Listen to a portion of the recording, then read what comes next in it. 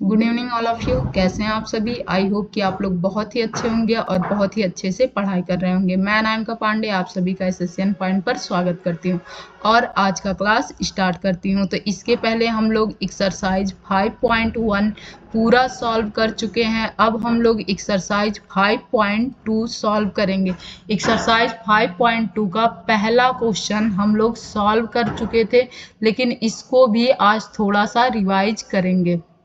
तो आइए यहाँ से क्लास स्टार्ट करते हैं। मैं कॉन्सेप्ट क्या बताई थी, आप लोगों ने कॉन्सेप्ट के बारे में क्या जाना था? जैसे पहला पद, first term, second term, nth term, यही तो आप लोग जाने थे। nth टर्म हमारा क्या होता था? a plus n minus 1 into D, यानी कि जो हमारा nth टर्म है, जैसे हम लोग लिख सकते हैं 2, 4, 6, 8, 8, 10, 12, 14, 16, 18, 20। तो हमारा ये कौन सा है? 10th टर्म है ना, ये 10वां पद है। तो ये क्या है? 10वां पद है। तो इसके बारे में nth टर्म की वैल्यू हमारी, यानी कि 10वें पद को हम लोग कैसे डिनोट कर सकते हैं? इसको डिनोट कर सकते हैं an। तो 10वें पद को a10 इज इक्वल टू, इसकी वैल्यू क्या है? 20 है। तो हमें अगर कोई एक ऐसी सीरीज दी गई हो और उसमें ये कह दिया जाए कि हमें 10वां पद निकालना है। कैवा पद निकालना है? 10वां पद निकालना है। 10वां पद आप लोगों को ना पता रहे तो हम 10वें पद को निकालने के लिए क्या लिखेंगे? a10 is equal to a plus n minus या 10 माइनस 1 इंटू डी। इसी तरह nth टर्म निकालना होता है तो क्या करते हैं? an is equal to a plus n minus 1 into D. तो यही अभी तक हम लोगों ने सीखा है कि nth टर्म हम कैसे निकालते हैं? a plus n minus 1 into D से हम nth टर्म निकालते हैं। तो इसी वे पे हम लोग, इसी में कहीं पे an की वैल्यू दी रहेगी तो कहीं a की वैल्यू, कहीं d की वैल्यू। तो इन तीनों टर्म में किन्हीं दो की वैल्यू दी रहेगी और किन्हीं एक की वैल्यू पूछ लेगी। तो आइए क्वेश्चन सॉल्व करते हैं। जैसे पहला क्या है कि हमें दिया क्या गया है? a की वैल्यू दी गई है, d की वैल्यू दी गई है, n की वैल्यू यानी कि 8वां पद, क्या कौन सा पद निकालना है? 8वां पद निकालना है। और वह 8वां पद कौन सा अंक आएगा या क्या आएगा, यही हमें निकालना है। 8वां पद क्या आएगा, यही हमें निकालना है। यानी कि हम लोग लिख सकते हैं, क्या लिख सकते हैं? यानी कि हम लोग लिख सकते हैं, और हम लोग यहाँ पे क्या लिखेंगे? तो हम लोग लिखेंगे an is equal to a plus n minus 1 into n minus 1 into D, जहां पर हमें an की वैल्यू निकालनी है और कौन सा टर्म निकालना है? a8 is equal to a plus 8 minus 1 into D. अब a8 की वैल्यू ही हमें फाइंड आउट करनी है। a की वैल्यू कितनी दी गई है? 7 दी गई है। प्लस में 8 माइनस 1 कितना हो जाएगा? तो 7 हो जाएगा। और d की वैल्यू कितनी दी गई है? 3 दी गई है।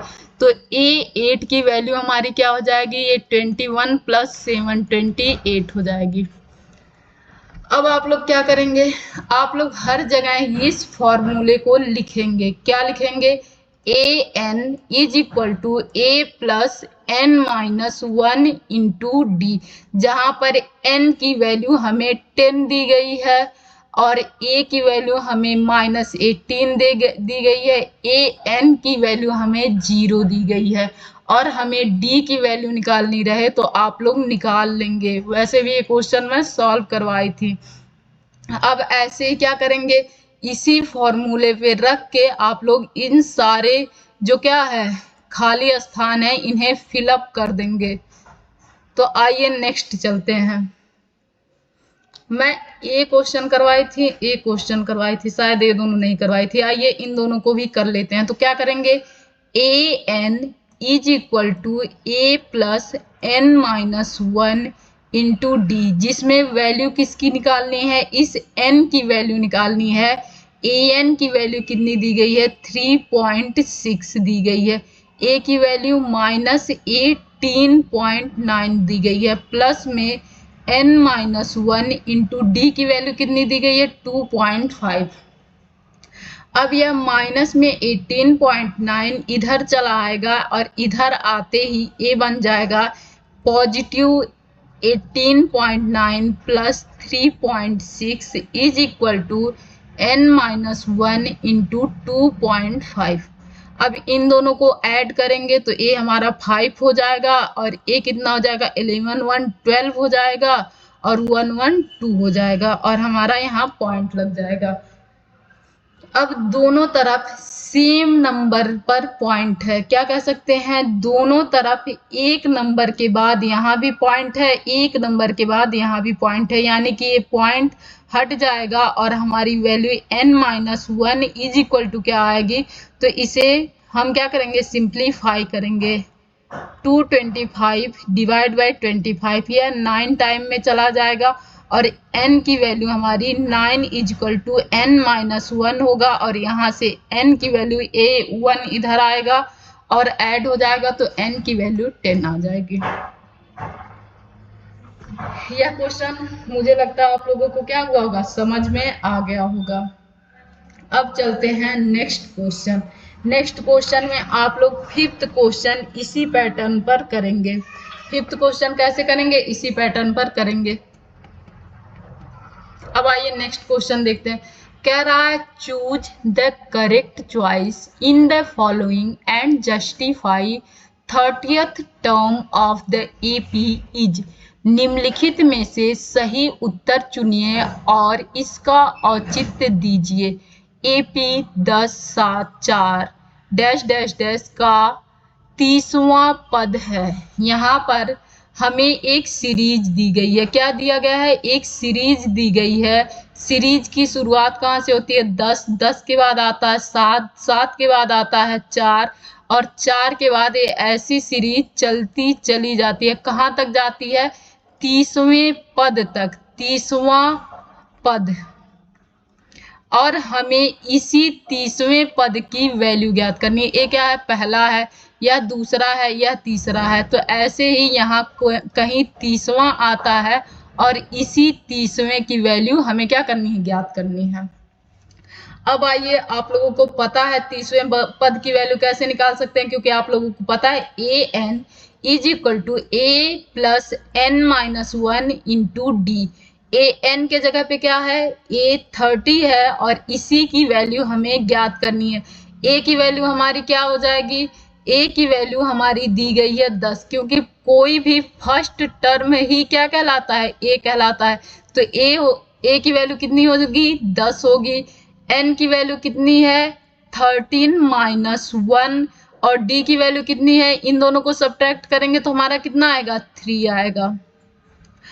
a30 is equal to 10 plus यहाँ पे सब्ट्रैक्ट होके कितना हो जाएगा, a हो जाएगा 29 इंटू 3 और इसे मल्टीप्लाई करके कितना आ जाएगा, 7 आ जाएगा और 3 2 जा कितना होता है, 6, 6 2 8 हो जाएगा। और a वैल्यू कितनी थी हमारी यह वैल्यू थी, यह वैल्यू हमारी माइनस में 70 थी।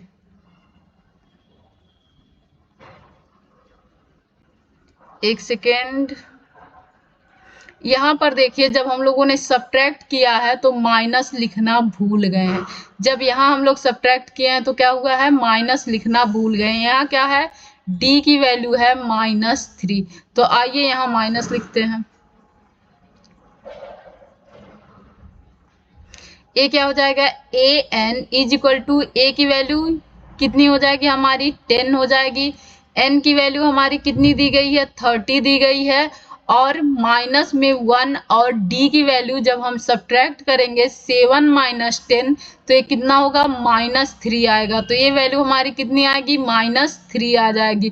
तो यहाँ पे हमारी वैल्यू कितनी आएगी, 10 आ जाएगी। यह हमारी वैल्यू कितनी आ जाएगी, यह वैल्यू हमारी 29 हो जाएगी। यहाँ माइनस में 3 से मल्टीप्लाई होगा, यह 10 हो जाएगा। ये मल्टीप्लाई होते ही 87 हो जाएगा, वो भी -87 होगा और यह माइनस प्लस मल्टीप्लाई होके माइनस हो जाएगा और यह वैल्यू हमारी आ जाएगी -77 और ऑप्शन 3 सही हो जाएगा। ऑप्शन 3 क्या होगा? सही हो जाएगा। नेक्स्ट क्वेश्चन करते हैं। कहा है 11th term of the AP -3 -1/2 and 2 is. ये जो हमें सीरीज दी गई है, इस सीरीज का हमें पहला टर्म, दूसरा, तीसरा, चौथा ऐसे ऐसे 11वां टर्म निकालना है। 11th टर्म निकालना है कि 11th टर्म हमारा क्या आएगा। तो आइए फिर से फॉर्मूले पे रखते हैं। A N is equal to A plus N minus 1 into D. और ए एन क्या है? तो A 11th is equal to A की वैल्यू हमारी कितनी है? -3 है। एन की वैल्यू कितनी है? 11 है। और फिर यहाँ पर -1 इंटू डी की वैल्यू कितनी है? तो आइए डी को सब्ट्रैक्ट करके निकालते हैं।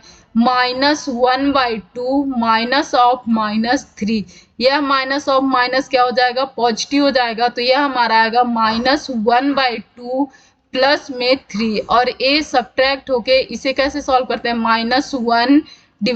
-1 प्लस में 3 2 जा 6 डिवाइड बाई 2, ए हमारा आ जाएगा 5/2।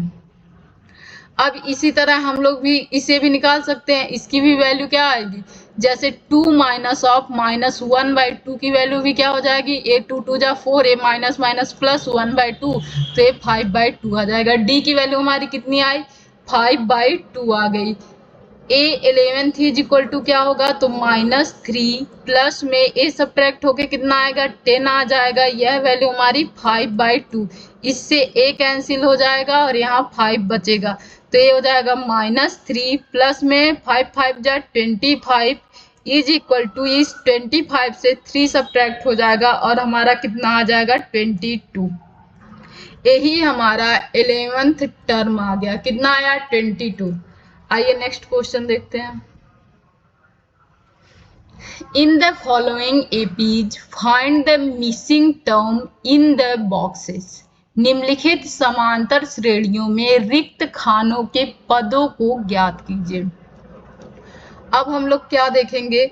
जब भी कभी भी दो सीरीज बनती है, जैसे A2 हो गया, 4 हो गया, 6 हो गया, तो अगर ये बीच का टर्म क्या होता है?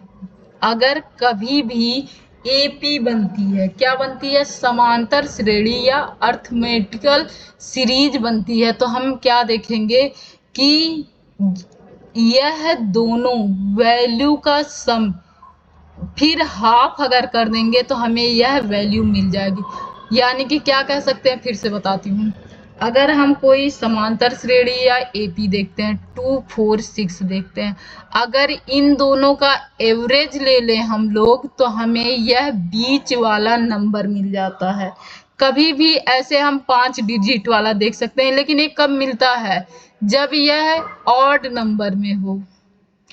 यह कब होगा? ऑड नंबर में, जैसे 2 4 6 8, इसके बाद क्या आता है? 10 आता है। तो अगर हम इन दोनों का एवरेज ले लें तो हमें बीच वाला टर्म मिल जाएगा। क्या बोली हूँ? अगर इन दोनों का एवरेज ले लें तो हमें बीच वाला, यहाँ इन दोनों का एवरेज लेके देखते हैं तो एवरेज क्या होगा? 2 प्लस 6 डिवाइड बाई 2, यही तो एवरेज होगा। 8 divide by 2 is equal to 4। अब यहाँ भी क्या होगा? 2 प्लस 10/2, ये भी 12/2 यानी कि 6 आ जाएगा। अब आइए फिर से समझते हैं। अगर कोई भी सीरीज एपी में है और वह 3 डिजिट की है, कितने की है? 3 डिजिट की है, तो बीच वाला हमें इन दोनों का एवरेज मिलेगा, यानी कि a प्लस b/2 मिलेगा। अब इसे आप लोगों को याद रखना होगा। ये बहुत आसान सी चीज होती है कि कभी भी कोई भी सीरीज है जो एपी में है, तो यह जो होगा, यह b की वैल्यू क्या होती है? a प्लस c/2 होती है। या तो आप लोगों के पास एक और रूल है, जैसे क्या है? a है फर्स्ट टर्म, a है हमारा सेकेंड टर्म और ये है हमारा थर्ड टर्म। तो यहाँ हम अप्लाई कर सकते हैं A N is equal to A plus N minus 1 into d. जहाँ पर ए एन की जगह पे हमें A3 लेना है, ए प्लस एन की जगह पे क्या लेना है 3 - 1 इंटू डी। ए एन की वैल्यू कितनी दी गई है 26 दी है, आप लोग लिख सकते हैं। ए की वैल्यू कितनी दी गई है 2 दी गई है। प्लस में ए क्या हो जाएगा, ए सब्ट्रैक्ट होके 2 हो जाएगा और डी की वैल्यू नहीं दी गई है तो हम डी की वैल्यू निकाल लेंगे। ए हमारा क्या था 36 था, इसे इधर लेते आएंगे तो ए सब्ट्रैक्ट होके 24 हो जाएगा इज इक्वल टू 2d आ जाएगा। अब 2 इधर आ जाएगा नीचे तो इसे डिवाइड कर देगा और डिवाइड करते ही क्या बचेगा, नेक्स्ट लाइन में लिखते हैं 24 is equal to D divide by 2 is equal to 12 बचेगा। और इस 12 हमें डी की वैल्यू क्या मिली 12 मिली, यानी कि हम फर्स्ट टर्म में डी जोड़ देंगे तो हमें क्या मिलेगा सेकेंड टर्म मिल जाएगा। तो क्या हो जाएगा 2 + 12 इज इक्वल टू 14, ये हमारा सेकेंड टर्म मिल गया। अब मैं आप लोगों को क्या बताई हूँ, इतना अगर ना करना हो तो आप लोगों को आसान तरीका क्या बताई हूँ।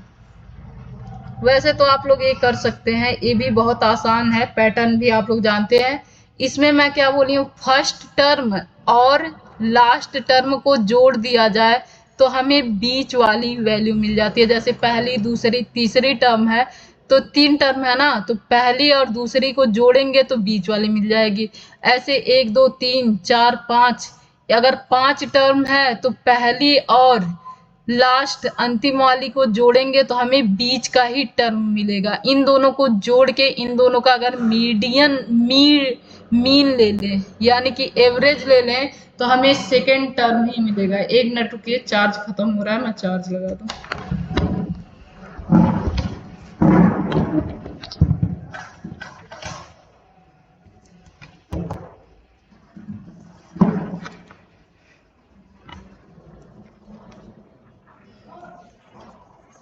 मैं आप लोगों को बता चुकी हूँ, जब भी कभी भी कॉन्टिन्यूअस कोई टर्म लिखा हो और उनके फर्स्ट और लास्ट टर्म को जोड़ेंगे तो हमें बीच वाला टर्म मिलेगा। लेकिन आप लोग किस पे करेंगे, आप लोग इसी टर्म पे कर लेंगे। क्या करेंगे, आप लोग इसी पे कर लेंगे। आसान हो गया होगा आप लोगों के लिए। अब आइए देखते हैं, यहाँ पे भी मैं आप लोगों को 2 रूल बता। यहाँ से हम लोग सेकेंड क्वेश्चन देखते हैं। सेकेंड क्वेश्चन में क्या हम लोग देखेंगे, सेकेंड क्वेश्चन को आइए अगर यहाँ लिखते हैं तो ये क्या हुआ, ये हमारा बॉक्स हो गया। फर्स्ट क्या है, बॉक्स है, इसके बाद हमारा क्या है 13 है, फिर क्या है बॉक्स है और फिर क्या है 3 है।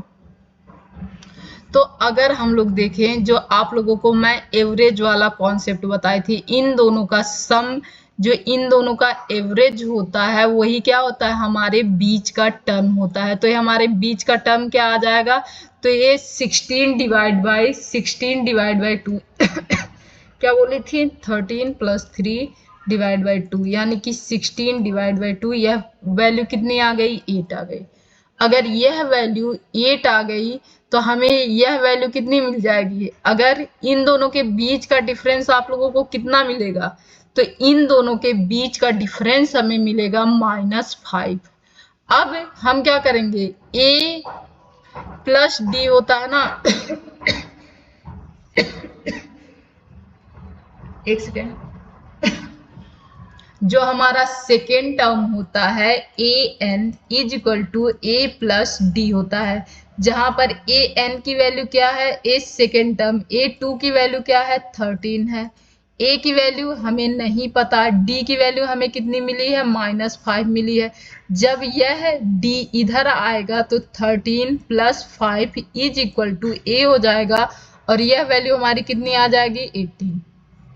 ये क्या था, ये बहुत ही आसान था। लेकिन हम लोग कैसे कर रहे हैं, हम लोग इस पैटर्न पे बिल्कुल नहीं कर रहे हैं। किस पैटर्न पे नहीं कर रहे हैं, इस पैटर्न पे। लेकिन आप लोगों को अगर फिल इन द ब्लैंक्स करना रहे तो आप लोग इसी पैटर्न पे कीजिएगा।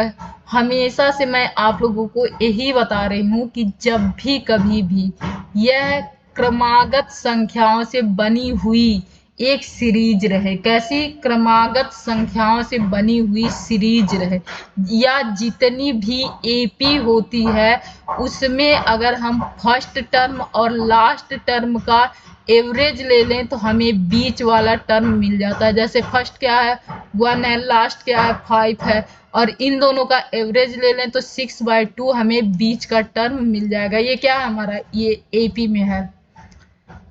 लेकिन आइए नेक्स्ट भी आप लोगों को समझाती हूँ या सिखाती हूँ। हमें ये क्या पता है, हमें इसकी वैल्यू बिल्कुल नहीं पता है। ए बना बॉक्स और यह बना बॉक्स। ये हमारा फर्स्ट टर्म, ये हमारा सेकेंड टर्म, ये हमारा थर्ड टर्म, ये हमारा फोर्थ टर्म। तो आइए सेकेंड टर्म की वैल्यू देखते हैं। a2 is equal to a plus D होता है, जहां पर a2 की वैल्यू कितनी है 13 है, a की वैल्यू हमें पता ही नहीं, d की वैल्यू हमें पता ही नहीं। तो पहला इक्वेशन क्या मिला हमें, a plus D is equal to 13, 1 हो गया। दूसरा हम देखते हैं फोर्थ टर्म की वैल्यू क्या लिख सकते हैं, a4 is equal to a plus 3d लिख सकते हैं ना। इतना तो आप लोगों को याद ही हो चुका होगा। और ये a4 की वैल्यू कितनी दी गई है 3 दी गई है, a की वैल्यू कितनी दी गई है पता ही नहीं, 3 की वैल्यू 3 ही है, d की वैल्यू पता ही नहीं। तो यहाँ इसी इक्वेशन को फिर से लिखते हैं, a plus 3d is equal to 3। अब हम अगर 2 में से 1 को सब्ट्रैक्ट करेंगे, क्या करेंगे 2 में से 1 को सब्ट्रैक्ट करेंगे तो हमें मिलेगा क्या, a प्लस 3d माइनस क्या करेंगे minus a minus D is equal to 3 minus 13। इसे आप लोग ऐसे भी सब्ट्रैक्ट कर सकते थे, a प्लस 3d यहाँ इज इक्वल टू 3, यहाँ माइनस में क्या है minus of a minus of d और फिर is equal to minus of 13। a से a कैंसिल हो गया, इससे 3d में से d गया, 2d बचेगा, और यहाँ हमारा क्या बचेगा 13 में से 3 सब्ट्रैक्ट होगा तो यह हमारा बचेगा 10। क्या बचेगा -10 बचेगा, और d की वैल्यू हमारी कितनी आई, तो d की वैल्यू आई -5 आ गई। d की वैल्यू हमारी कितनी आई थी -5 आ गई थी। अब हम लोग क्या करेंगे, यहां से इसे सब्ट्रैक्ट करेंगे, क्या करेंगे यहां से इसे सब्ट्रैक्ट करेंगे 13 में से। नेक्स्ट वैल्यू पाने के लिए हम क्या करेंगे, यहां से इसे सब्ट्रैक्ट करेंगे। या तो आप लोगों को इतना भी नहीं समझ में आए तो आप लोगों को थर्ड वैल्यू चाहिए। आप लोगों को पता है a3 इज इक्वल टू होता है a plus 3 a plus 2d, यही होता है ना।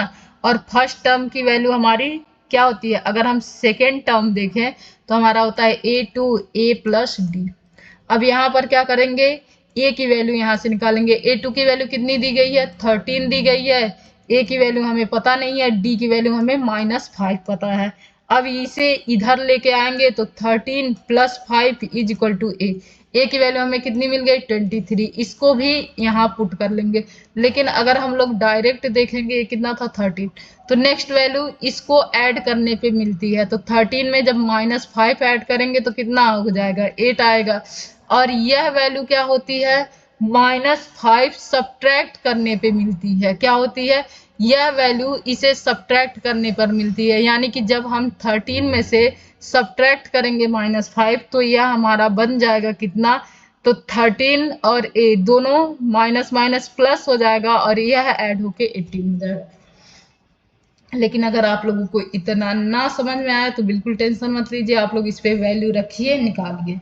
आप लोगों को पता है a2 इक्वल टू होता है a प्लस डी, जहां से हमें a की वैल्यू निकल जाएगी, और a3 इज इक्वल टू होता है a प्लस 2d। आइए नेक्स्ट क्वेश्चन करते हैं।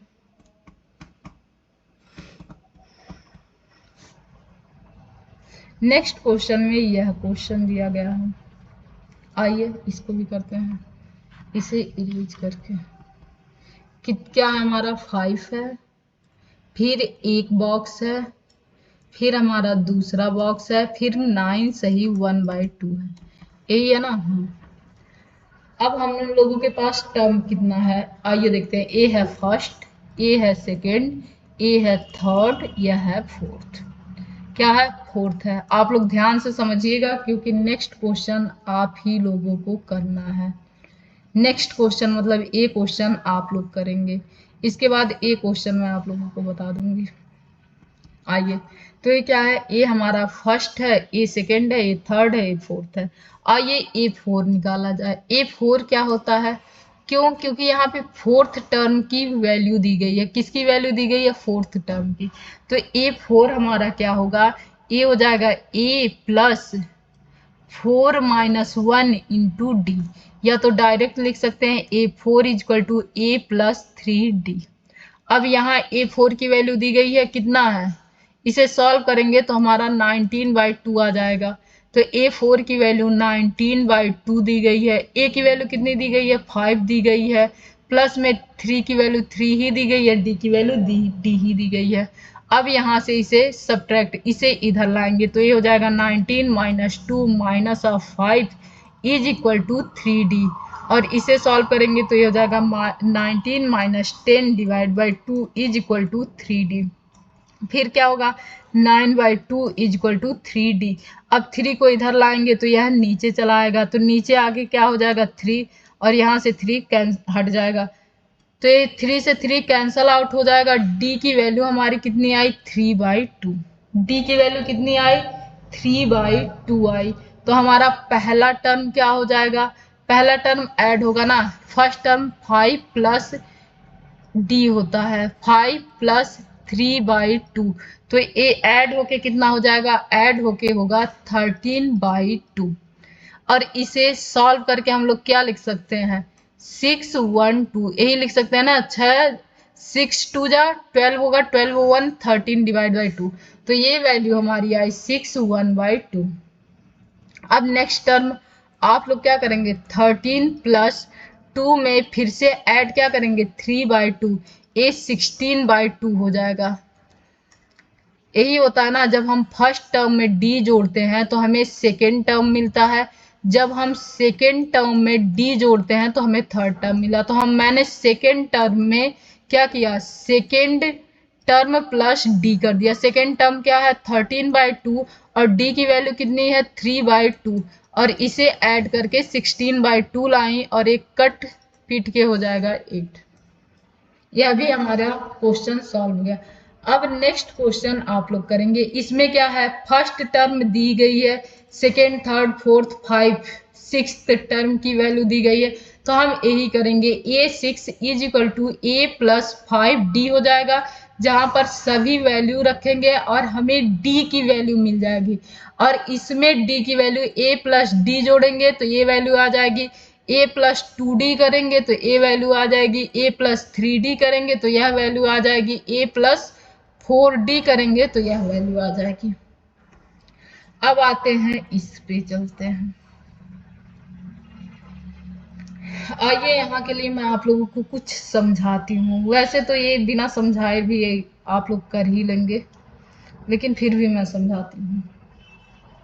इसमें 2 तरीके हैं, इस क्वेश्चन को यहाँ लिखते हैं। पहले क्या है, बॉक्स है, फिर क्या है 38 है, फिर बॉक्स है, फिर बॉक्स है, कहाँ गया क्वेश्चन, फिर बॉक्स है, 3 बॉक्स है, फिर एक बॉक्स है, फिर आता है -22। यह हमारा क्वेश्चन है। अब आइए एक एपी लेती हूँ, जैसे 2 हो गया, 4 हो गया, 6 हो गया, 8 हो गया, 9 हो, 8 के बाद 10 हो गया, 12 हो गया। अगर हम इस एपी में कुछ देर के लिए इसे भूल जाएं, तो क्या इन दोनों के बीच का कॉमन डिफरेंस 2 है, इन दोनों के बीच का कॉमन डिफरेंस 2 है, इन दोनों के बीच का कॉमन डिफरेंस 2 है, इन दोनों के बीच का भी कॉमन डिफरेंस 2 है। तो अगर हम लोग इस 2 को भूल जाएं, एपी कहाँ से शुरू हुई थी, 2 से शुरू हुई थी, लेकिन हम लोग यहाँ कंसीडर क्या करेंगे कि 2 है ही नहीं, खत्म। अब हमें यह भी एक एपी मिली है, क्या इस एपी से हम डी की वैल्यू निकाल सकते हैं, क्या जो नेक्स्ट यह एपी है, इस एपी से हम डी की वैल्यू निकाल सकते हैं। यदि हमें डी की वैल्यू निकल जाएगी तो यही जो डी की वैल्यू रहेगी वह इसमें से सब्ट्रैक्ट करने पे हमें यह वैल्यू मिल जाएगी। क्या बोली हूँ, जैसे a plus D is equal to हमें क्या मिलता है, दूसरा टर्म मिलता है ना, an a2, तो हमें इस A2 में से D की वैल्यू, अगर A निकालना रहे तो A2 में से D की वैल्यू सब्ट्रैक्ट करेंगे तो A मिल जाएगा ना। और कॉमन डिफरेंस, हम इस सीरीज में लास्ट के 2 टर्म का कॉमन डिफरेंस निकाल लें या पूरे सारे टर्मों का कॉमन डिफरेंस निकालें, यह कॉमन डिफरेंस या सर्वांतर क्या होता है, बराबर होता है।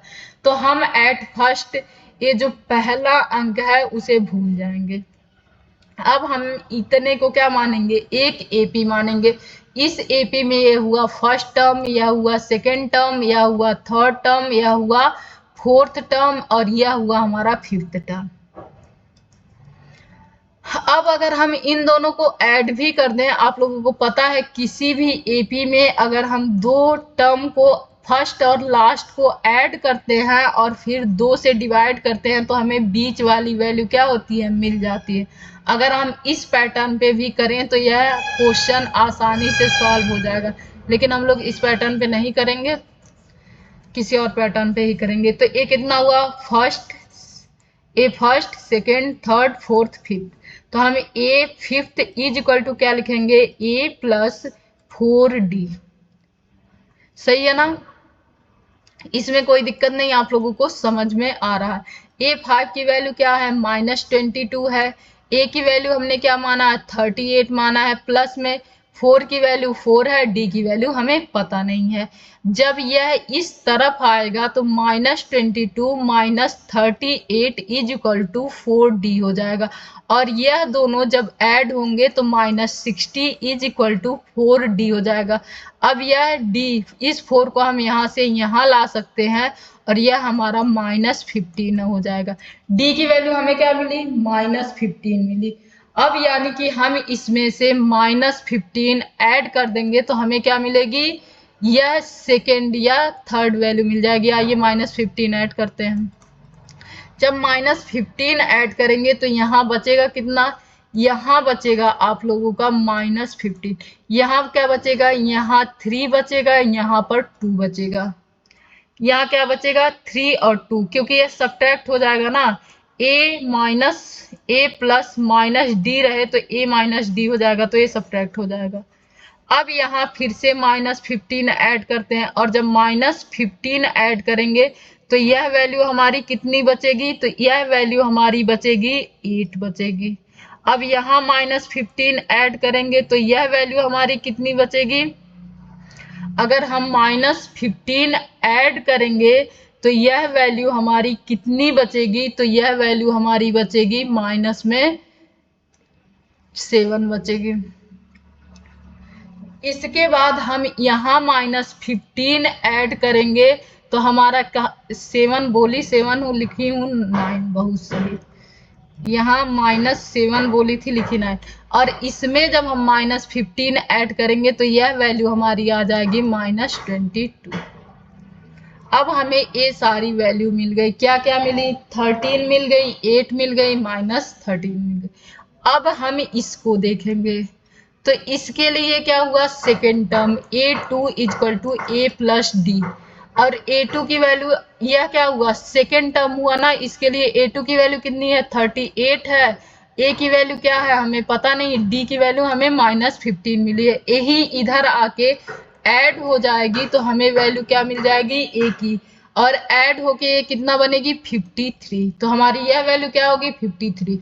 या तो आप लोग वैसे ही डायरेक्ट देख सकते हैं कि जब हम इधर जाते हैं तो वैल्यू को हम क्या करते हैं, ऐड करते हैं, जैसे A प्लस D करते हैं। लेकिन जब हम इधर जाएंगे तो हम A माइनस, अगर हम इसे A माने तो A माइनस D करेंगे। यानी कि ये क्या होगा, 38 माइनस ऑफ -15, यह माइनस माइनस ऐड हो जाएगा और ऐड होके 53 बन जाएगा। यह क्वेश्चन आप लोगों का हो गया। अब आइए फोर्थ क्वेश्चन करते हैं। फोर्थ क्वेश्चन है, which term of the following AP 3, 8, 13, 18 is 78। दी गई AP का कौन सा पद 78 है।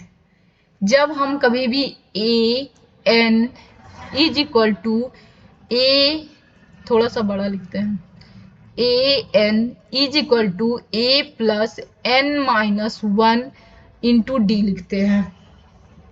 तो इसमें ए एन की वैल्यू दी गई है। कह रहा है कौन सा पद है, कौन सा पद, इसके मतलब, इसका मतलब ये है कि यहाँ पे हमें एन की वैल्यू निकालनी है। किसकी वैल्यू निकालनी है? ए एन की वैल्यू निकालनी है। तो ए एन की वैल्यू कितनी दी गई है? 78 दी गई है। वैल्यू किसकी निकालनी है? एन की वैल्यू निकालनी है। ए एन की वैल्यू कितनी दी गई है? 78। ए की वैल्यू हमारी कितनी हो जाएगी? 3 प्लस में एन की वैल्यू हमें पता नहीं है, डी की वैल्यू कितनी हो जाएगी? तो 8 में से अगर हम लोग 3 सब्ट्रैक्ट करेंगे तो ए की वैल्यू हमें 15, डी की वैल्यू हमें 15 मिल जाएगी। क्या हो गई? डी की वैल्यू हमें 5 मिल जाएगी। फिर से 8 में से 3 सब्ट्रैक्ट करें तो डी की वैल्यू हमें क्या मिलेगी? 5 मिलेगी। 13 में से 8 सब्ट्रैक्ट करें तो डी की वैल्यू हमें कितनी मिली? 5 मिली। तो ये होगा 78 इज इक्वल टू 3 प्लस में n माइनस 1 इंटू डी की वैल्यू कितनी मिली थी? 5 मिली थी। अब यह 3 इधर चला आएगा तो यह सब्ट्रैक्ट होके बनेगा 75 is equal to n minus 1 into 5। अब इस 5 को इसके नीचे डिनोमिनेटर में लेते आएंगे और ये कट जाएगा तो कटने के बाद कितना बचेगा? 15, 15 बचे 75 n माइनस 1। तो यहाँ से यह 1 इधर आएगा तो 15 plus 1 is equal to n हो जाएगा। तो n की वैल्यू कितनी आई? 16। हम कह सकते हैं कि 16वां टर्म क्या है? 78 है, या 60th टर्म क्या है? 78 है।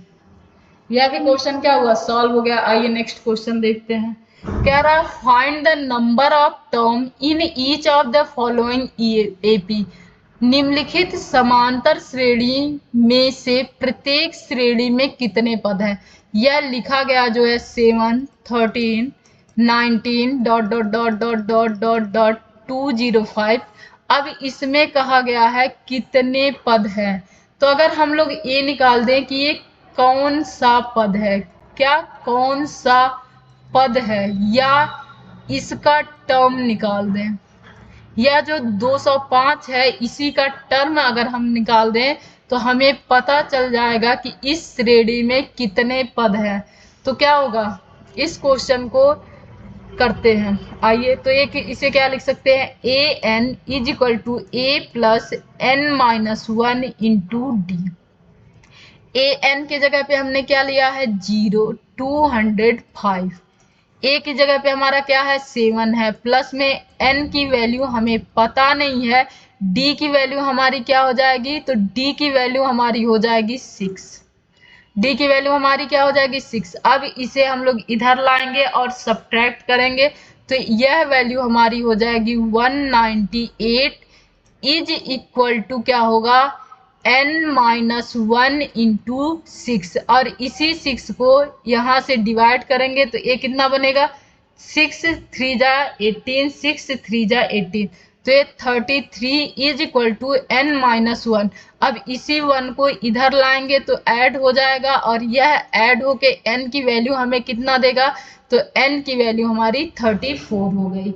हम कह सकते हैं कि इस श्रेणी में कुल कितने टर्म है? तो 34 टर्म है। अब नेक्स्ट क्वेश्चन आप लोग करेंगे, ऐसे ही नेक्स्ट क्वेश्चन आप लोग करेंगे। अब कह रहा है check whether -150 is a term of the AP 1185 this. कह रहा है एक हमें एपी मिला है। एपी है क्या? 11 है, 8 है, 5 है, 2 है, dot dot dot dot dot. कह रहा क्या इस डॉट डॉट के बीच में कहीं -150 लाई करता है? तो आइए देख लेते हैं। अगर हम इसका पद निकाल दें कि यह कौन सा पद है, अगर पद हमें मिल जाएगा। अगर हम इसका टर्म निकाल दें, क्या करेंगे? अगर हम इसका टर्म निकाल दें कि यह कौन सा टर्म है और टर्म मिल जाएगा तो जाहिर सी बात है लाई करता है। आइए निकाल के देखते हैं। तो हम n minus A N is equal to क्या होगा? ए इज माइ ये plus n minus 1 into D, यही होता है ना। तो ए एन की जगह पे हम क्या माने? 150। ए की वैल्यू हमें क्या मिली है? 11 मिली है, प्लस में n माइनस 1 की वैल्यू हमें पता नहीं है डी की वैल्यू हमें कितनी मिली है, तो डी हमारा होगा 3, -3 हो जाएगा। अब यह इधर आएगा तो -150 -11 इज इक्वल टू हो जाएगा n-1 इंटू -3। इसे ऐड करेंगे तो हो जाएगा 161 n-1। अब 3 को क्या करेंगे, नीचे डिवीजन में लेते आएंगे, माइनस माइनस कैंसल हो जाएगा, और इसे जब हम डिवाइड करेंगे तो ये हमारा आ जाएगा 5। फिर क्या आ जाएगा, इसे सीधे डिवाइड करते हैं और डिवाइड करना शुरू करेंगे। 5 बार में जाएगा, बचेगा कितना, 11 बचेगा। तो 9 बार में जाएगा, फिर कितना बच रहा है, 2 बच रहा है, तो पॉइंट में। अब कोई भी टर्म या कोई भी पद पॉइंट में तो नहीं जा सकता ना। क्या मैं बोली हूँ, कोई भी टर्म या कोई भी पद पॉइंट में तो जाएगा नहीं। अब ये तो नहीं कह सकते हैं ना कि ये 9.2वां संख्या है, ऐसा कुछ नहीं होता है ना। 9.2th टर्म है, तो ये या तो 9th टर्म होता है या तो 10th टर्म होता है, यही होता है ना। तो यानी कि यह जो वैल्यू है -150, यह इस श्रेणी में या इस सीरीज में लाई नहीं करता। नेक्स्ट क्वेश्चन देखेंगे। उस एपी का 31वां पद ज्ञात कीजिए जिसका 11वां पद 38 है और 16वां पद 73 है। अब इस क्वेश्चन से हम लोग नेक्स्ट वीडियो में देखेंगे। तब तक आप लोग पढ़िए अच्छे से। वीडियो पसंद आए तो लाइक शेयर सब्सक्राइब जरूर कीजिए। धन्यवाद।